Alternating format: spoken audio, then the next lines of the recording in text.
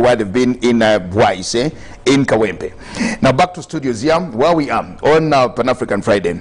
Yes, and Ndugu called you. Very welcome again. The pleasure is mine. Mututa, habari za asubuhi.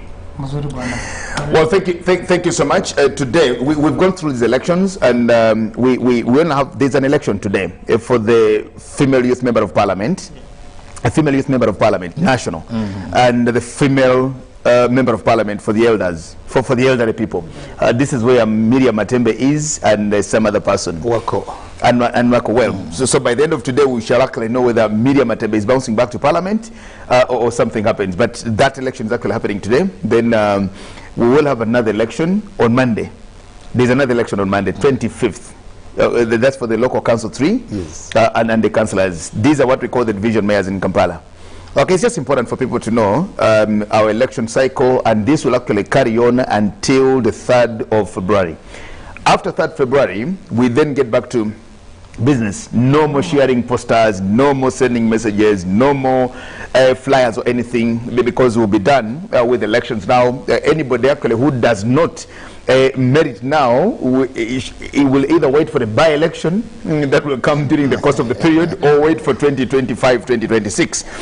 But anyway, we talk about, it's a Pan-African Friday today, and we need to talk about the Pan-African credentials of our candidates, especially those who are here. We had an opportunity to read and look into their manifestos for those that had manifestos, but we had 11 candidates who contested for the presidency. One of them, of course, Mike Duina, and then the others lost in order. Who came number 2 up to number 11. We'll look at the Pan-African credentials of our presidents, or our candidates, of the candidates actually, not our presidents, but of our candidates, the Pan-African credentials of these candidates. I do not know who you would want to focus on, but that's where we are. We are in a global world, we are in this community and region, and we also need to look at that. Akola, will start with you. Well, I think when we talk about the Pan-African credentials, is looking at perhaps how much do they talk about the advancement of the continent, how much do they talk about the welfare of the Africans, how much do they talk about the respect and dignity of the African people and the African continent. So in this, I think I'll begin with the president-elect and President Yoweri Museveni, because right from his days at the University of Dar es Salaam, he was actually a Pan-African, participating in the liberation of Mozambique, and also participating in other liberation wars on the continent. Now, even in the manifesto, it is very, very, very clear the advancement of Pan-Africanism and also regional integration. He has never stopped talking about the integration of East Africa. And in the region, when you look at in the region that actually the 6 countries that form the East African community, it is Ugandans who understand the integration. But actually it was even a shock when a survey was made. There was a survey that was made some years back. Ugandans understand and sing the East African anthem than Kenya and Tanzania. Would expect that it is in Swahili, because I've gone for ESC. I've gone for ESC workshops. Because it is in Kiswahili, number one, and secondly, the man who wrote the anthem, Ndugu Richard Kadambi, is actually Kenyan, and he's moved around the region to teach the different bands to actually play it, because he has the band version and that which we sing. You could actually imagine that because it was born in Kenya, they would actually be able to sing it. It was born in Kenya, not bred, actually legitimized in Tanzania, because they had the secretary in Arusha. But what is very interesting is that Ugandans actually understand it. So you are attending a conference or a function in Arusha, in Dar es Salaam, in Zanzibar, or even Nairobi, Mombasa, and it's 2 Ugandans who are singing the East African anthem. And they are like, oh, South Sudan. Yes. Of course, if Kenya and Tanzania cannot sing, then not singing is okay, because South Sudan just being a new entrant into this, and of course the others who are also requesting to come on. President Mohammed is actually actually requesting to also join to be part of the forum. But let me come to you. As we talk about the credentials of our candidates, the Pan-African credentials of our candidates, that's very important. Would the Ugandan voters understand these issues if actually anybody came out to promote Pan-Africanism? Now, you'll notice that for the National Resistance Movement, one of their core ideology issues is Pan-Africanism. Regional integration and Pan-Africanism. Regional integration and Pan-Africanism. But do you think that even if these candidates actually came out to speak about these things, their voters, Ugandans, would understand or comprehend them? Yes, you know, Pan-Africanism is not something in abstract. Pan-Africanism is actually the way we live, the African way of life, the values, the beliefs. That's what makes us. So the issue of Pan-Africanism does not even need to be taught, but just reminding people of the awareness of our environment, of how we live and how we interact with the rest of the world. That makes us a bit special from the rest. Of course, Africa is multilingual, but also multiracial. We have the original stock of the blacker people. We have the Arabs. We have the Portuguese who have also come to be integrated, given our history. But the issues of Africans does not need to be someone to go teaching them. Just to remind ourselves about being aware of who we are and how we live, and that is something does not need a lot of effort to go teaching people. Once people are aware, like of course you are talking about the East African anthem, it's the language that we understand, it's the language that we speak. But Kenya and Tanzania, who are the masters of the Kiswahili, may not be so advanced in understanding and awareness. The simple reason is that maybe it has not been, they have not been aware.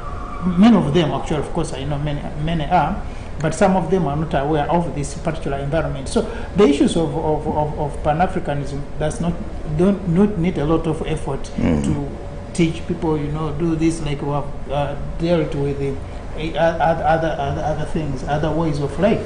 So I think to me, it is just the leadership, the commitment, and then Africans will just fit in.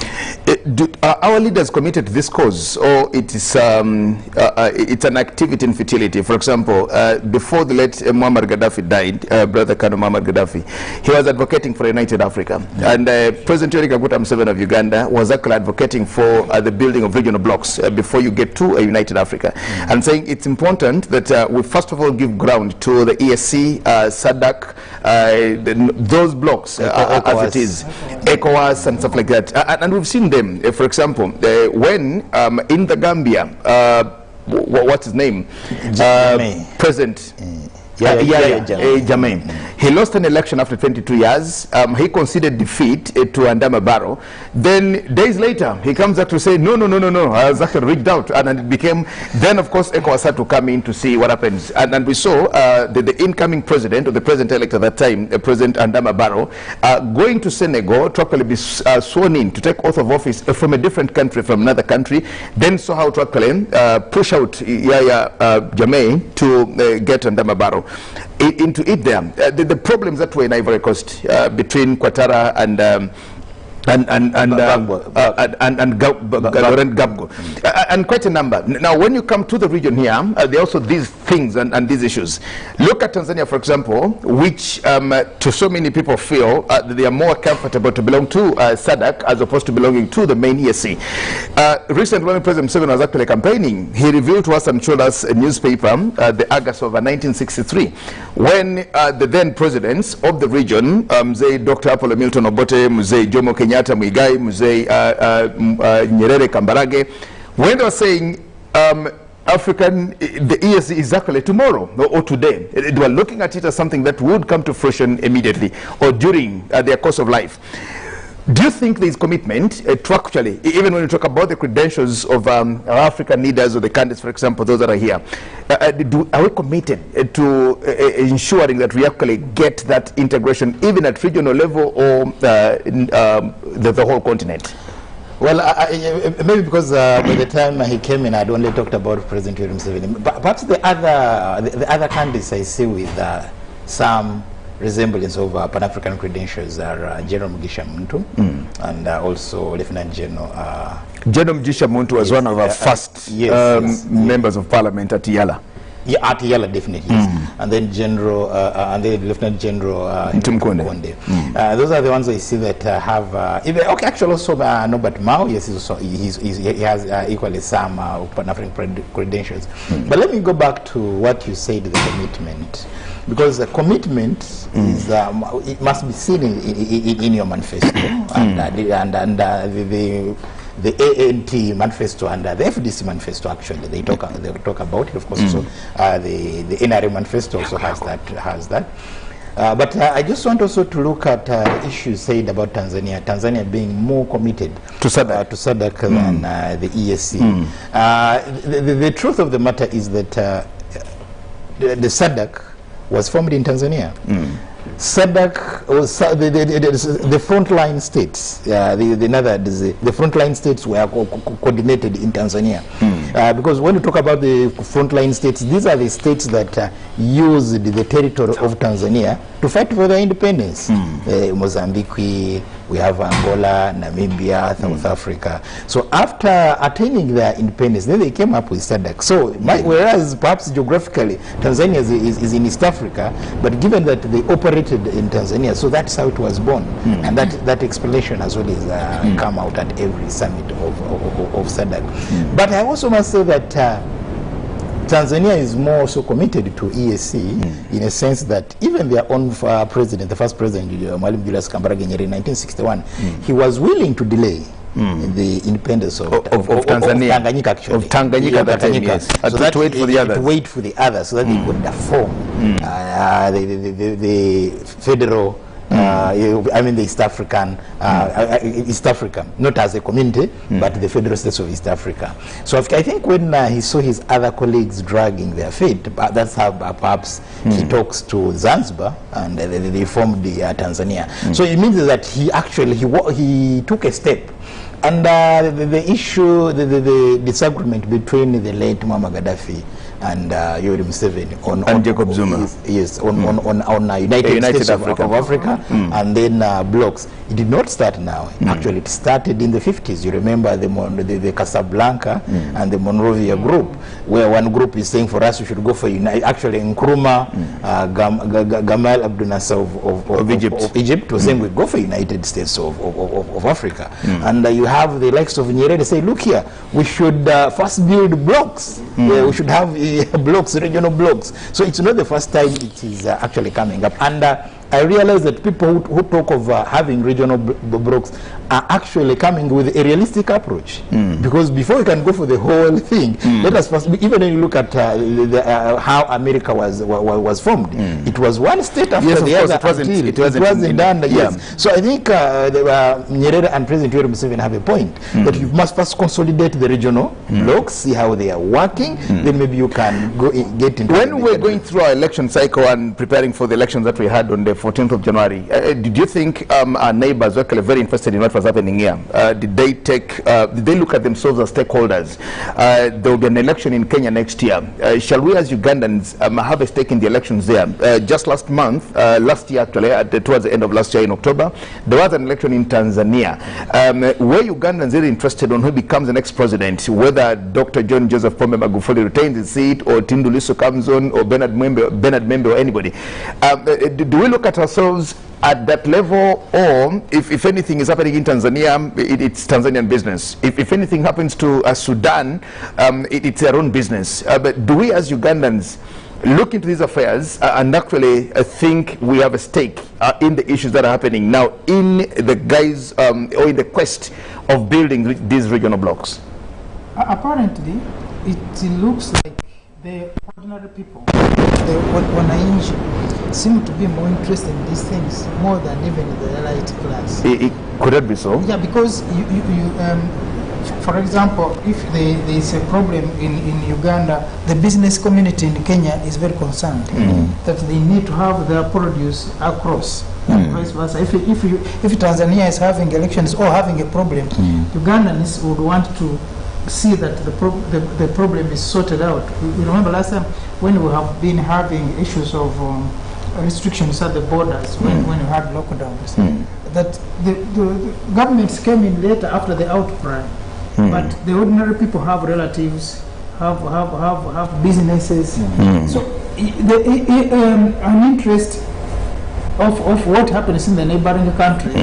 The good thing, it starts with the people, because and that's how we've managed to get at the border posts, those that we call the one-stop border point. Exactly. That you just cross, and it's one time in Kenya, but then if you're coming from Kenya, then into Uganda. In Uganda. So not this business of stopping here, then again go and stop in there. Yeah. So that shows that East Africans are interested in whatever happens in either country, and that is important and good. That other than even before you wait for governments to intervene, people are already doing something, because it's your neighbor, it's your relative, it's a partner you are dealing with in the business.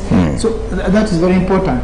But the other thing that comes up is that when you look at the Pan-Africanism of the leaders of Africa, we're talking about Uganda, what happens to, because you are looking at this leader from where he's coming, the political party. Now, the unfortunate thing which happens in Africa is that most of our political parties are inclined to political parties in Europe or political parties in America, more than the political parties in Ugandan political party and the Kenyan political party. And when we are looking for funding, we are looking to these blocs outside Africa for the support. Maybe, for example, you would have a political party in Uganda, because it has a similar name to a political party in Germany. They would want to even when in the ideology, they don't seem to think, but because they want to have that inclination or that relationship with the political party elsewhere. But you realize that most of, when you talk of the delaying of blocks or agreeing on a bigger picture of Africa, like President Gaddafi was pushing, insisting that Africa should have a United States of Africa. And of course, it was unrealistic at that time that you cannot have all Africa lumped together, because even within Africa there are certain things that need to be addressed, issues of religion, issues of social, and so all those have to be addressed as we move. Even within the East African bloc alone, you realize there are certain issues that even the people relationships, of course, Ugandans and Kenyans relate easily, Tanzanians and Ugandans relate easily. When it came to South Sudan, there were issues of what is common about us, and you know, and then of course now people are thinking that maybe Congo would have been easier connecting to the East African bloc than faster than Sudan. Yeah, but all these were ideas. But now, when you look at that, if you had a united Africa, then you are looking at how will the leadership look like? And of course, when you look at these other places, you look at the US, you look at Europe, you look at Australia, you look at Asia, really, Africa needs to be a united front. But all those details have to be handled ahead of that unification. Now, given even the fact that African leaders want to relate more with the outside of Africa than in Africa, it also pushes us back, because people have been talking of foreign interference into our domestic affairs. But why do we talk of foreign interference when we are the ones quoting them? Because you go and quote this woman, but finally you realize she's a night dancer, and then you say, but you are the one who looked for that trouble. So what we need to do is also to look at our democracies, developing our democracies internally within the African context. For example, you know, that the problems, the hotspots we have in Africa, we have Congo, we have Burundi, we have Somalia, we have now all these were inflicted on us by the foreign powers. But now these foreign powers are not they had an invisible hand. We are the ones who participated. For example, when Patrice Lumumba was killed, it was not the CIA that killed him. Of course, they provided ground for him to be killed. But it was the Africans who were told to raise against the Lumumba administration, and then they had those were the ones who were used to kill Lumumba. Of course, the Americans were interested because the Russians they thought Lumumba was now going towards Russia, but the guy was also desperate because he needed support at that time, and that support had to come from somewhere. How realistic is the pursuit for the African dream, for example, when we talk about all these issues, that you look at a country like Congo, for example, which since independence, this country has actually never settled for anything from the time that the Belgians left it, or from the time when Patrice Lumumba actually was killed. You will notice that here is a country that has just been like that. When you come back into the region, for example, where you will hear accusations and counter accusations of so and so who wants to become a president of a country and yet he's a collaborator, he's a stooge, he's a puppet of some other forces, some other powers. We're looking at all this. In 2013, the African Union headquarters in Addis Ababa, when Dlamini Zuma was still the secretary of the commission, the AU Commission, they launched the African Dream of 2063, and this is the Africa that we want to see. Now, away from, of course, different other countries have their own smaller or individual plans of where they want to be in another couple of years. But now, looking at the bigger picture of the Africa that we want to see, and quite a number of plans, do we, when we're doing all these things, mirror ourselves into that? That yes, Uganda is building that by 2040, this is what Uganda will be like, but the Uganda that we want to see in 2040 mirrors this way or reflects the Africa of 2063 in a way. Are we looking at all the things, or these are boardroom issues, boardroom affairs of our heads of states whenever they meet at these regional conferences, talk about these things, shake hands, take pictures, and fly back to their countries? You know, I just want to say that yes, whatever plans we come up with as countries, they do mirror in that bigger picture. Perhaps the implementation perhaps could take forever, but actually they do mirror, because the African Union does not operate in space. It operates on the African continent. It has structures. It has the summit. It has the Pan-African Parliament, which sits in South Africa.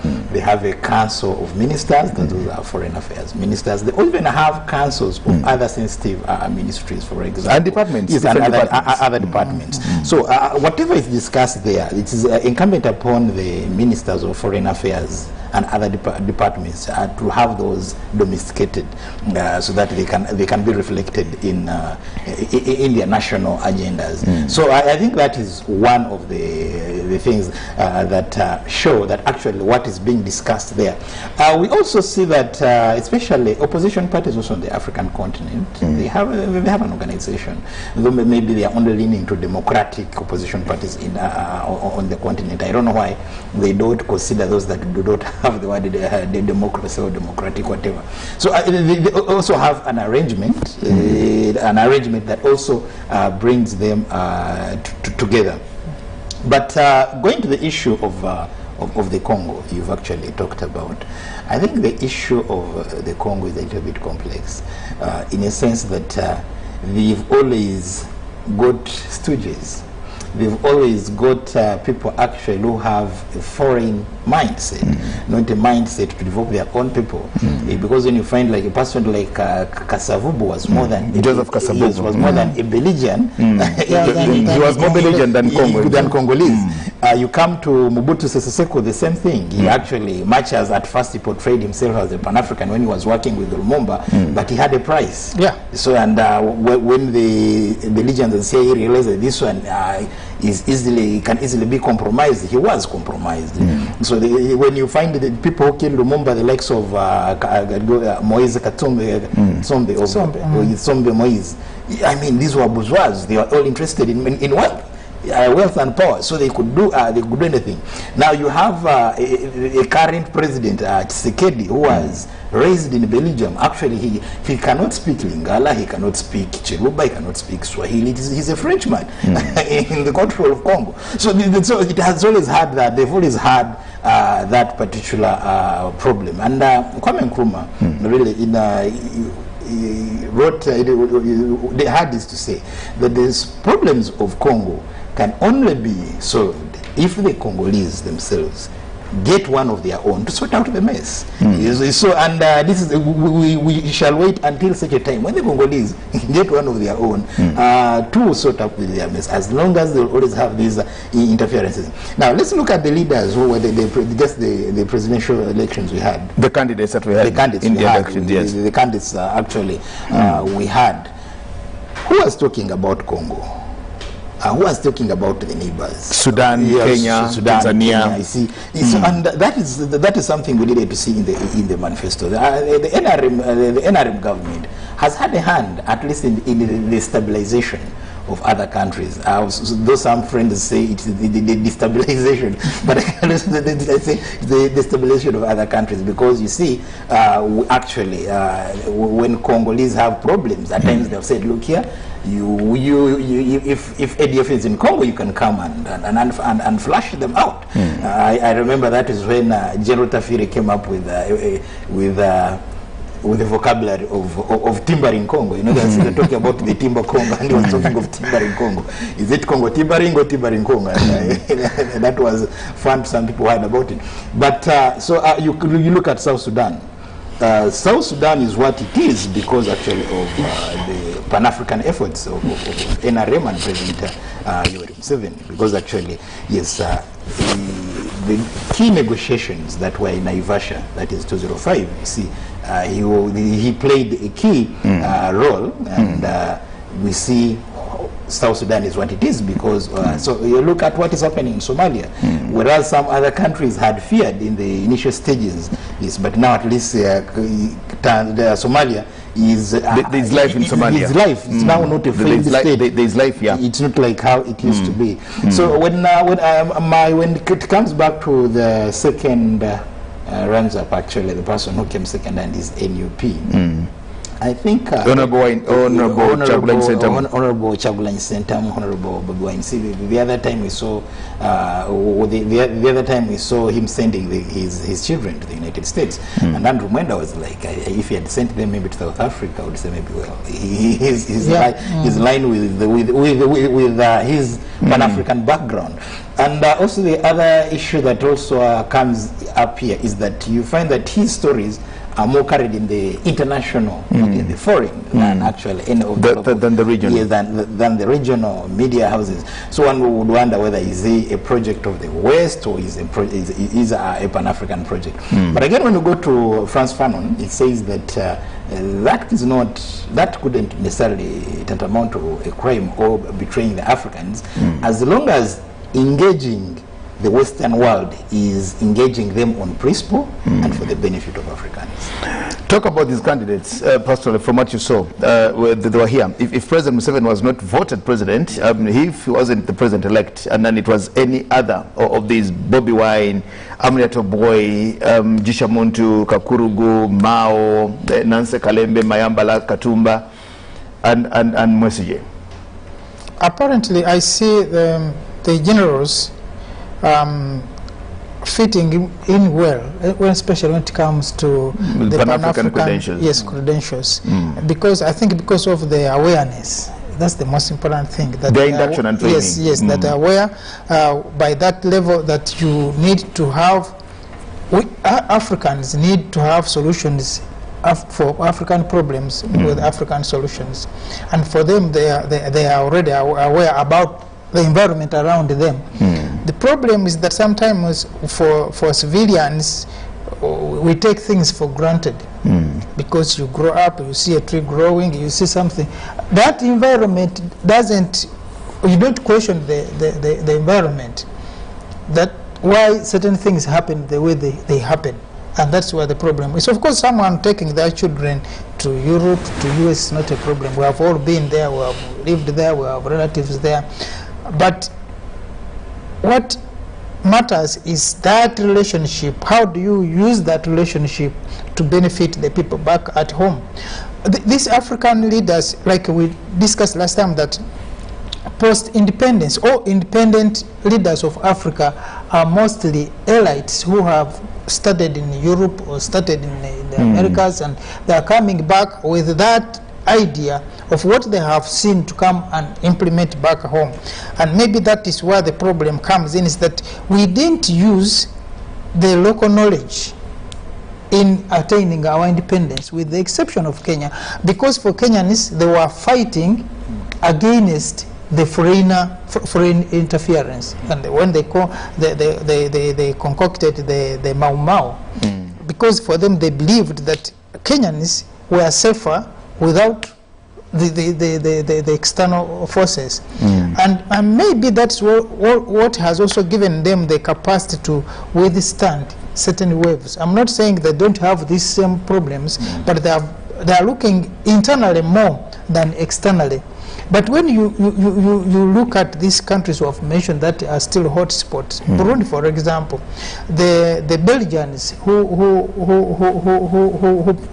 pushed them up to independence didn't want the Africans to be independent, because the man Prince Rwagasore, the son of King Mwambuza, when he came back from Belgium, he wanted to start. He started a political party. Actually, his father didn't want him to start the political party Uprona, but the man said, "No, for me, sitting here as a prince and enjoying all the benefits of the kingdom does not benefit me if the rest of the Burundi are suffering." And in fact, when they held the elections, I think of 1960, the Uprona swept 80% of the election, and the Belgians said, "No, you are going to be the prime minister."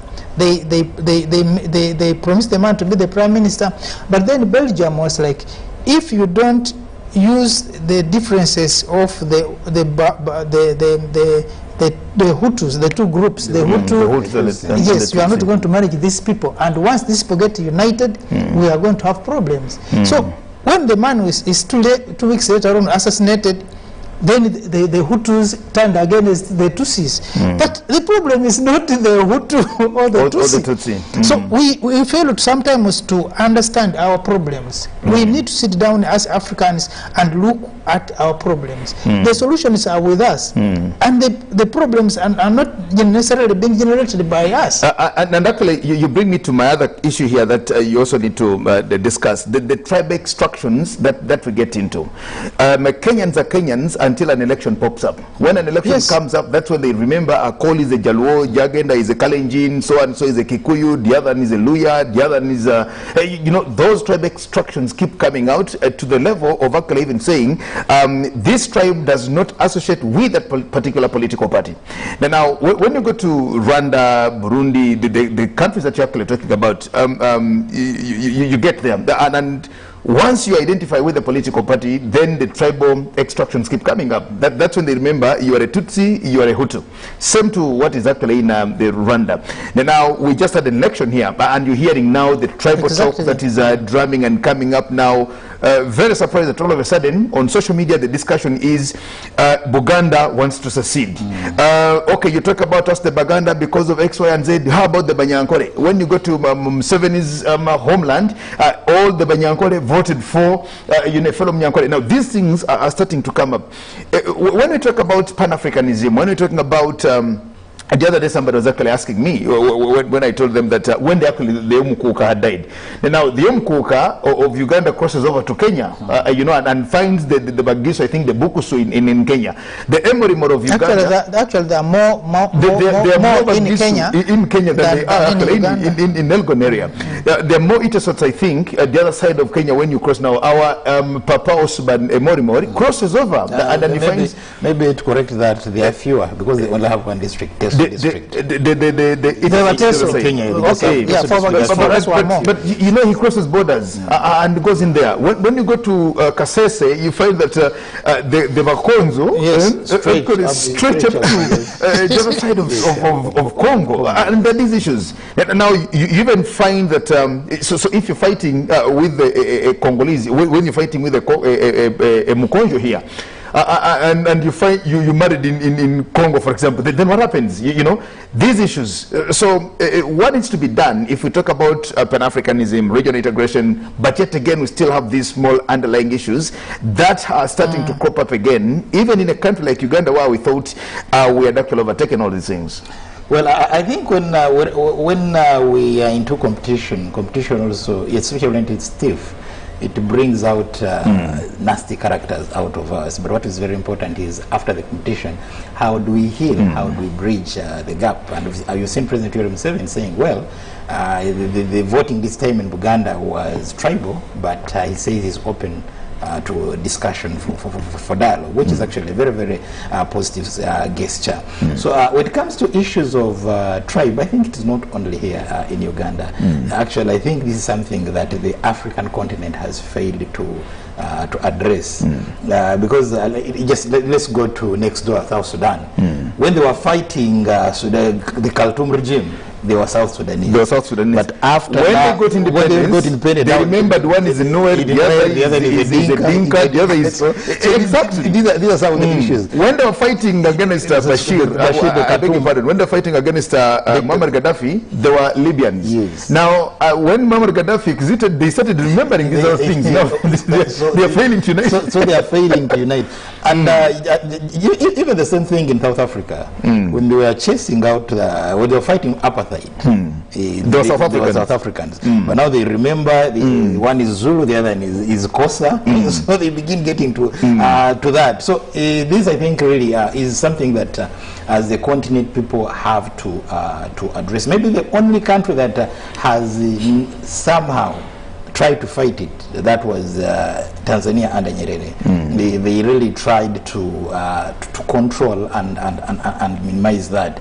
In Kenya, we see Moi actually tried, because in Kenya during Kenyatta's time, you even had the football clubs in the names of tribes. Yes, so when he came in and he disbanded all that, said, look here, we need to focus on building one particular nation. So here in Uganda, because when President Museveni came in with the broad-based arrangement, bringing everyone on board, it tried actually very, very much to bring us together as a nation. But you see, at an election, those things keep coming up. They keep coming up. Say, look here, maybe these are voting for so and so because of that. So the best way of dealing with tribalism is coming up with a devolution system that actually does not work for a tribe but works for regions.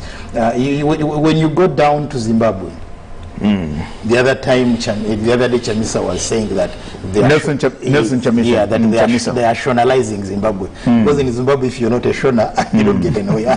So it was like, we must fight against the Shonalization of Zimbabwe. You get, and this is something really that started immediately after independence. When they were fighting, that was Joshua Nkomo and Mugabe. When they were fighting for the independence, they were together. But now after fighting against Ian Smith, yes, they were the same person. But now after independence, now one realizes that I'm Shona and we are the majority. And the other is independent. So these are things that really that have kept cropping up, and I think the leaders on the continent must actually fight. And I think that is also what failed Gaddafi. When he talked about the United States of Africa. Some leaders was like, but after failing with his Arab League, now he's turning to Africa.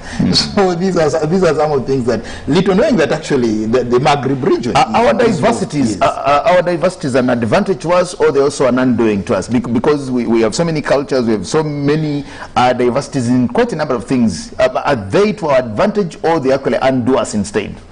To a greater extent, this should be our strength, because we have cultures, we have languages, we have kingdoms, we have. Now, the problem is we have not made use of this infrastructure. We, like I said, when we talk of the greater African picture, what are we talking about? Because, and this is why people who have tried, like Gaddafi, found himself dancing alone. When Patrice Lumumba was assassinated, he found himself isolated, because you would have expected other African leaders. Actually, when Patrice Lumumba was assassinated, there were demonstrations in Europe, there were demonstrations in America. There was no demonstration in a single African capital, and no leader has ever raised that, because we would have demanded for a full-scale investigation into the killing assassination of these people. But we failed that. So we, like Nani wrote, Chinua Achebe, that we allowed these foreigners come and were amazed at their less understanding of Africa, and they have put a knife on things that held us together and were falling apart. Because we are not looking at what makes us Africans. We are looking at what benefits me as an individual against the other. And not what actually makes us African. We're running out of time, but talk about these credentials is very important. Finally, you notice that there is now a rift between two very great African countries, Ethiopia and Egypt, over the dam that Ethiopia is actually building. Now, the other side, this other side to Abiy Ahmed in Ethiopia, this is what they need to do. And once that bridge is actually, once the dam is actually built, it brings all these niceties to the people of Ethiopia. By the other side, Fatah al-Sisi in Egypt is actually also saying 80% of my people actually survive on the Nile. Now, when you build the dam, this is what you're going to cost to me. You're going to kill my people. You're going to, and now we're seeing that two great African countries might actually also now have issues over what would actually have been good in others, but because I think we're trying to not to manage the situation very well. There are lots of things we can look at and say, well, talk about the credentials of our candidates here. If it wasn't for President Museveni and any other of these candidates actually went through, would they have an eye into what is happening on the continent, or would just look inwardly and say, I am the president of Uganda, so everything that I'm doing is for the Ugandans. When I bring a new Uganda or building a new Uganda, because Bobby Wine was for a new Uganda, Amret was for building a new Uganda, what's his name? Kakurugu was for a renewed Uganda, Mao was for reclaiming the future of Uganda. So quite a number of the things. Would they just get there, or they would look into the content to actually say, much as I want to do this for Uganda, but for as long as you have the problem there and there and there, this would actually not be the best for our country. Finally, in just less than a minute, because our time has actually run out. Well, I just want to say that the issues of the Nile did not start today. We have these issues, and that is why we have NBI, Nile-based initiative, to sort out those issues. And the conflict between Ethiopia and Egypt over the Nile has actually not really... It has started. It has not started. It has started. It has not started. But I think there is an agreement of the 1920s, which the NBI, Nile-based initiative, is trying to understand and perhaps coordinate.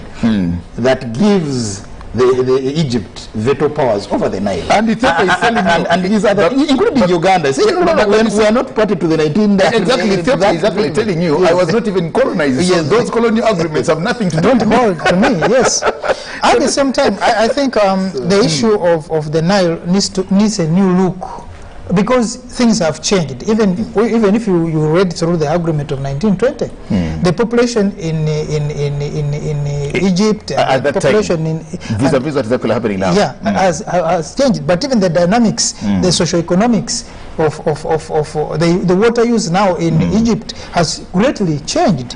So there is need to look at this agreement again, so that everyone who shares from the Nile is comfortable. Otherwise, if that's not done, we shall even have more conflicts. But at the same time, you are talking about the leaders. You cannot make Uganda great again, like one said, it is about America.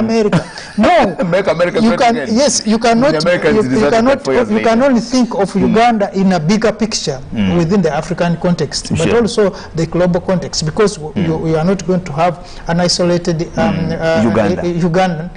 Uganda outside the rest of the world. Okay. But at the same time, that African leaders need to be aware of the environment. Okay. We now need to look from outside. There is no single tribe in this continent that can claim. Even now, when you go still go look at the Nilotics, the Bantu, and this is not going to take us any further. Okay. What we need to do is to look at the bigger picture of Africa. Now, the problem we have is that most of our leaders, or those who would want to be leaders, coming as products of tribes. Of a particular tribe. Yes. Okay. And that's against the issues that need to bring us together. Okay. But once we look at issues, then the issue of tribes can be managed. Well, gentlemen, I want to thank you so much for this Pan-African Friday today.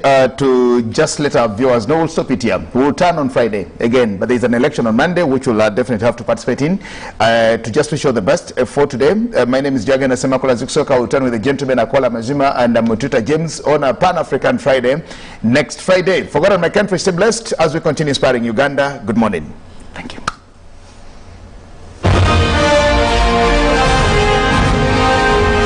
Live from UBC Studios in Kampala.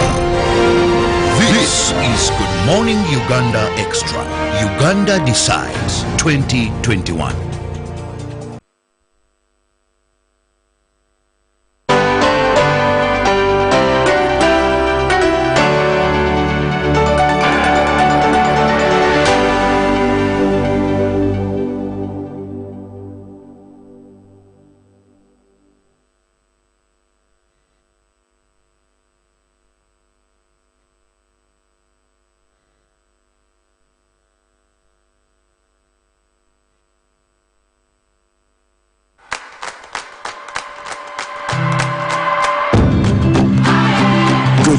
Uganda.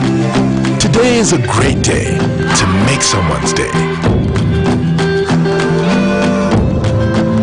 A wonderful day to rewrite the future.